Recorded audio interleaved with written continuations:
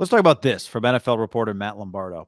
I have heard that the 49ers staff has been continually underwhelmed by Trey Lance, he said, in response or in a retweet of a Hayden Winks tweet that says, if Jimmy G stays with the Niners this year, I'm convinced Shanahan wanted Mac Jones and was forced into Lance. But I've heard the Niners staff has been continually underwhelmed by Trey Lance. Thoughts? A couple people texted me when this tweet kind of went viral in 49er land. And my initial, just once I let it marinate, I'm not a big live in the past guy. And we all acknowledge 2021 was a bumpy road for him. But in football, like, a guy can not be good and then he can be good. It's 2022. I just brought up our the first year, like when we truly, I mean, we started a podcast in 2016, but we went into business for ourselves in the fall of 2018. And I'm looking at the total amount of money we made that football season. In probably a good 2 weeks now, that entire fall, so like 4.5 months, we make now in 2 weeks. Like, things change dramatically fast. So yeah, the guy that we saw, who, remember, we got in some arguments with some of our followers and definitely people in the chat that were like, you guys are being too harsh. It's a long way to go relative to, like, we're not looking for Zach Wilson and Justin Fields just to, like, make some this is a team trying to win playoff games. But guess what? It's starting right now. He's a starting quarterback this spring. It's time to rock and fucking roll. And we're going to find out. Well, Kyle is, and you and I will be, I'm sure, at some of these and just be able to see. I don't really know what you'll have a better view, I think, on the inside with Kyle, talking to his coaches about the verbiage and audibles. Like, to me, he's going to look fine, right? Unless he's really inaccurate. But if he's relatively accurate, like, it's probably going to look good. He's big. He's got a big arm. But, like, for Kyle, and we've been talking about this now, the audibles, the understanding where to go, he might complete a pass, and then later that day in the film room, Kyle will be furious. Like, you are not supposed to throw it there. And to me and you, we'll come on later that day on YouTube and the podcast, be like, you should have seen this throw he made to Ayuk. It turns out Kyle would be like, well, if we were playing the Rams, Jalen would probably be there, and that might be picked, right? So what happened last year, I'd argue, is pretty irrelevant, because the one thing, and coaches can be cliche about this, but whenever you go, like, how about the momentum off last year in football specifically? And every coach worth their salt always goes, well, they say this year's a new team. And the reason they say that is because on average, there's like a 30% turnover on teams in the NFL. And, some teams, obviously the shittier teams, sometimes it's even higher, but you have new players at several positions, always, just whether you're the Patriots, the Niners, or the Jags. And then you also have all these young guys like Ambry Thomas started playing a little bit and he showed some signs. Well, what if now he's just a legitimate starter? Like, your team is just dramatically different from year to year. So I agree with anyone who was critical last year. Like, yeah, he's a pretty big project, which I think we kind of knew, but we didn't really know because he was kind of unknown. But what if this year he's just much more comfortable? Like, this is a brand new year, I guess is my point. Now the jury's out. And I think the clock literally started Monday, because that's, I think, when they kind of get on the field. Once the rookie minicamp happens, which I think for the Niners is, I don't know if it's this weekend, it might be next weekend, then that following week we'll just start having voluntary camps. And that means practice. And that's Trey Lance's time to, like, stop that conversation or make Jimmy Garoppolo's career with the 49ers continue. Because we've been talking, that's a possibility right now. But it's up to Trey Lance. Like, I think Trey Lance controls it, which is how it should be. But not as much for a guy that's usually drafted that high with that many picks. So Josh Allen's rookie year. And I use Josh Allen not because sometimes people say Josh Allen and Trey Lance have similar skills, but because Josh Allen was clearly a guy that, did not play at the top level of college football competition and needed to develop in the NFL. And he did. His rookie year, he was a 52.8% passer. What'd you say? Normally I round up, but when it's 52.8, I'm not going to round up. Okay? He started 11 games. He completed 52.8% of his passes. He threw 10 touchdowns. He threw 12 interceptions. The thing that Josh Allen needed to get better at is the same stuff in some way. I'm not saying they're the same guy, but is similar to the stuff that Trey Lance, I'm sure, needs to get better at. His arm strength is his arm strength. His footwork, they're spending all their time working on his footwork. But if his problem is not seeing it fast enough, well, then he needs to see it in real speed with guys truly jumping at his body to help him learn it. And there's only going to be one way to do that. You've been saying that for over a year. If we were talking about another quarterback on the roster, and Jimmy Garoppolo is the other quarterback on the roster, who constantly overwhelms us with greatness, then this would be a separate conversation. You undervaluing Brock Purdy? This is not Aaron Rodgers and Brett Favre. You know what Aaron Rodgers has a chance to do this year? Win his third straight MVP? Do you know the only other quarterback in the history of the league, only other player in the history of the league to do that? Brett Favre. That's right. Who Marty Morningwig told me is the greatest player in the peak of his powers he's ever seen. Three, John. Three.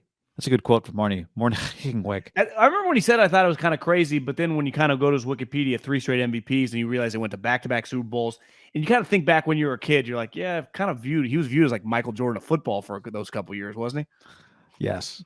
Now, he shared the third one with Barry Sanders, but nonetheless. Which is a pretty good guy to share it with, right? Yeah. But I guess my point would be, and we can nitpick it, because I don't want to nitpick what Matt tweeted. Do you think Rodgers is going to win his third straight? I was thinking about that today. I mean, he got a lower percentage of the vote last year than he did the year before. It's going to be hard. I mean, Josh Allen could win it. Maybe Mahomes has a bounce back year, but could he win his third straight? I'll say the same thing I said about Belichick last year when I said I thought he'd be a great coach of the year candidate.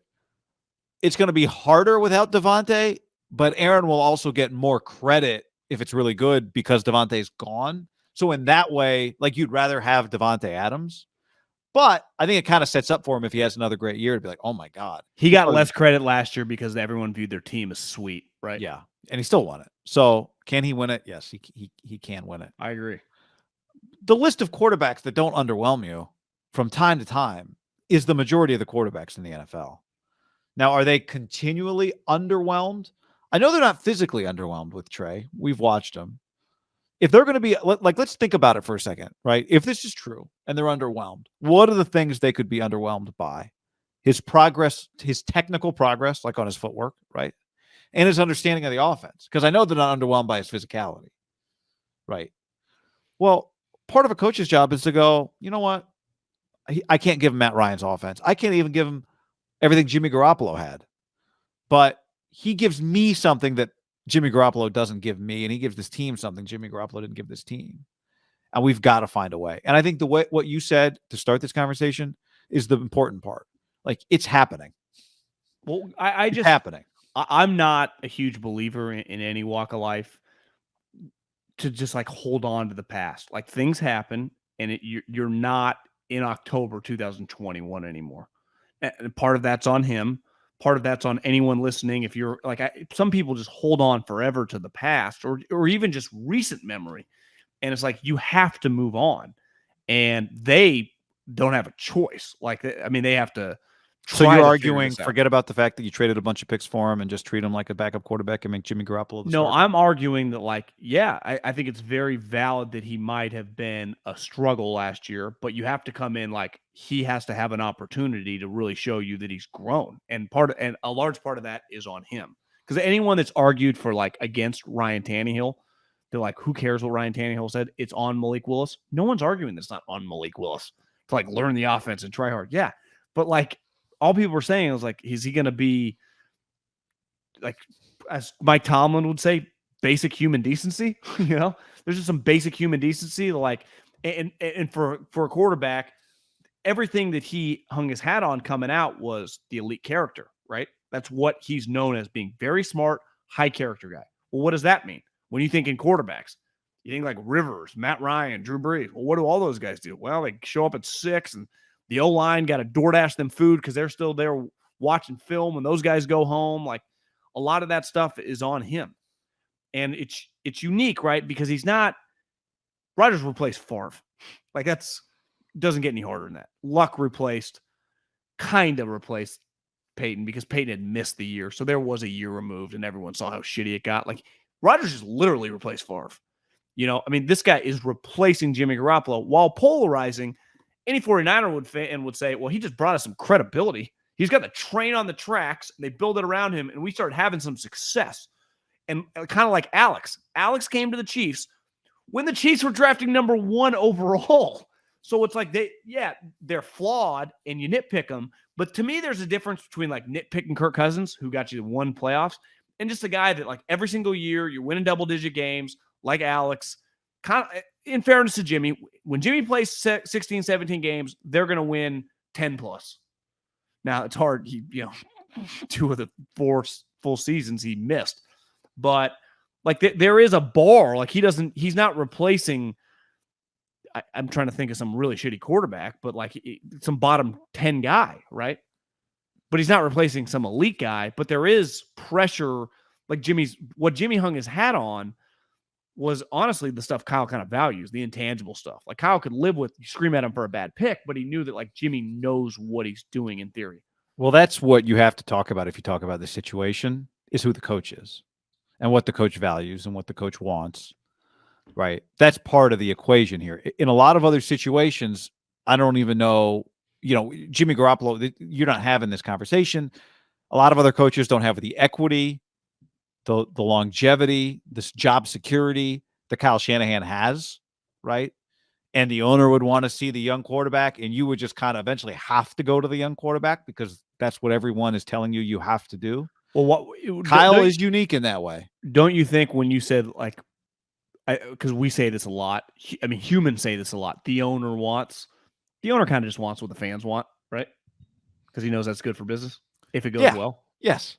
Like Jed wants a good quarterback or the new quarterback because he knows if the new quarterback's good, it's incredible for his business, which is what we all want, right? The new quarterback and any team, any fan wants the new shiny object to play and then be good. How did Rich Scangarello become like the most known? He's like every leak. It's like must be Scangarello, or not even leak. I shouldn't use the word leak. I should use the word story.